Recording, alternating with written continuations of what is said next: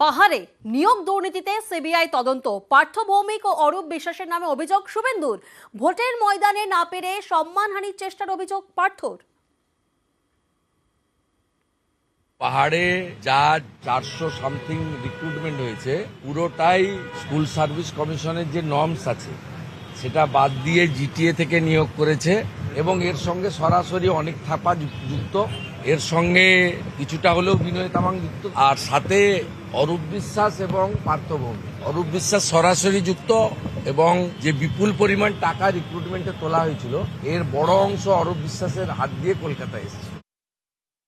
শুভেন্দু অধিকারী অরূপ বিশ্বাস আর আমার নাম বলেছে, আমাদের নাম জড়িয়ে যায়নি কোথাও। আমি চিঠি দিয়েছি বিনয় তামাংকে, তাহলে তো তার বিরুদ্ধে আমার পুলিশে এফআইআর করতে হবে, কারণ বিনয় তামাংকে আমার সাথে কোনো আলাপই নেই, তো চিঠি দেবো কোথা থেকে। আমি মানহানি মামলার চিঠি পাঠাচ্ছি শুভেন্দু বাবুর কাছে। ভোট যুদ্ধে না পেরে ব্যক্তিগত চরিত্র মেলাইন করার চেষ্টা করছে মানুষের কাছে।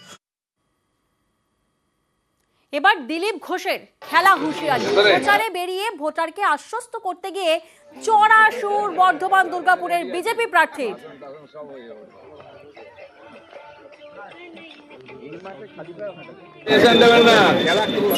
খেলা জানে, আমার কাছে শিখেছে ওরা, এবং খেলবো না